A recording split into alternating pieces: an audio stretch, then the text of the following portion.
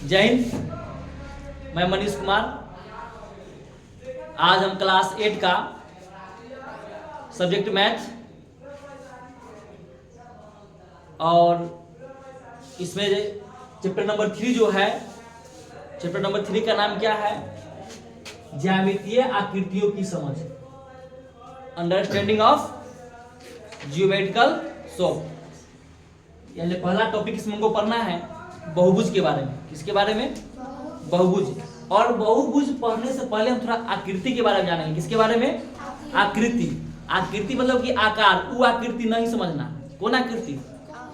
नाम वाला आकृति। आजकल नामों ना है बबनी सब। तो अब पढ़ेंगे कैसे? पहले हम यहाँ पर आकृति के बारे में समझेंगे। आकृति मतलब क्या होता है? आकार। क्या होता है? आकार। तो पहला पॉइंट हम क्या करते हैं कि आकृति को थोड़ा क्या करते हैं, समझ लेते हैं।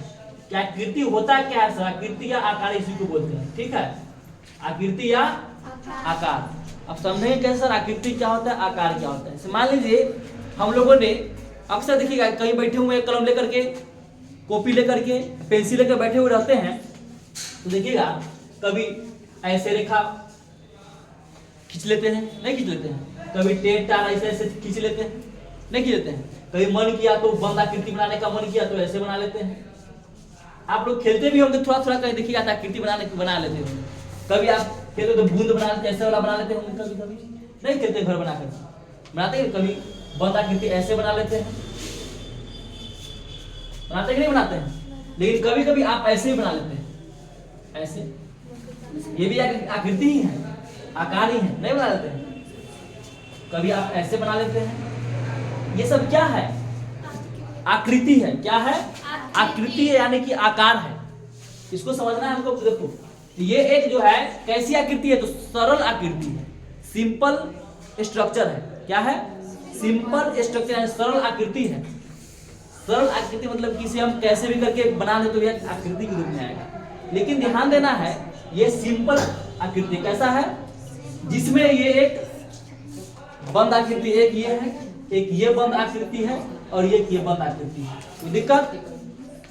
और इतने आकृति में हम लोग देख रहे हैं कि ऐसा इसको, ये आकृति और ये आकृति, ये दोनों को छोड़ करके ऊपर में जो आकृति है, जो चार बनाया हुआ, उसमें आप बताइए कहीं से कोई दो रेखाएं परस्पर दूसरों को काटती है ऐसे क्रॉस करके? देखो तो जरा इस पे, ऐसे काट रही है क्या? ये दोनों को छोड़ करके कोई है काटने वाला? लेकिन ये काटती है एक दूसरे को। कहां पे काटती है? तो इस बिंदु पे काटती है कि नहीं है? और ये इस बिंदु पे काटती है ना? तो हमको यही समझना है कि ये आकृति जो 1 2 3 4 5, ये पांचों आकृति जो है मेरा, ये एक सिंपल आकृति है। किसकी अपेक्षा? ये दोनों आकृति की अपेक्षा।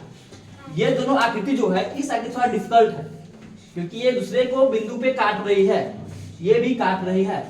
लेकिन ये जो आकृति हमने बनाया, ऊपर बंद आकृति बनाया, खुला आकृति बनाया, ये दूसरों को नहीं काट रही। कभी काट रही क्या? आकृति समझ होगा? कोई दिक्कत इसमें आकृति में समझने में कि कहां पे कटेगा? जैसे मान लीजिए आप कोई रेखा खींचा यहां से, ठीक, कोई रेखा यहां से इसको काट दिया। किस बिंदु पे काटा? ये बिंदु पे काटा। मतलब कि यहाँ पे दो रेखा है, वो ऐसा रेखा है जो दूसरी रेखा क्या कर रही है? समद्विभाजित कर रही है, यानी कि काट करके बांट रही है। यहाँ से हम इसको काट दिया, अगर इसका दो पार्ट बन गया, एक पार्ट है यहाँ से यहाँ तक और एक पार्ट है यहाँ से यहाँ तक, बन गया। एक पार्ट फिर यहाँ से यहाँ तक, फिर एक पार्ट है यहाँ से यहाँ तक। इसको नामकरण, इसका मान देगा, इसका नाम ए है, इसका नाम क्या हो जाएगा? अब मूल बिंदु मान इसको ओ मान लेते हैं, ठीक है। तो ए से ओ, फिर ओ से बी काट दिया, ठीक है। फिर ओ से सी, ओ से डी काट दिया।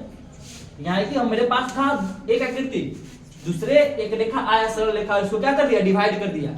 काटने का देखा डिवाइड, से मेरा हाथ है यहाँ पे सीधा, ठीक है। कुल्हाड़ी लेकर इसको काट दिया, दो भाग में बट गया। दो भाग बट गया कि नहीं बट गया?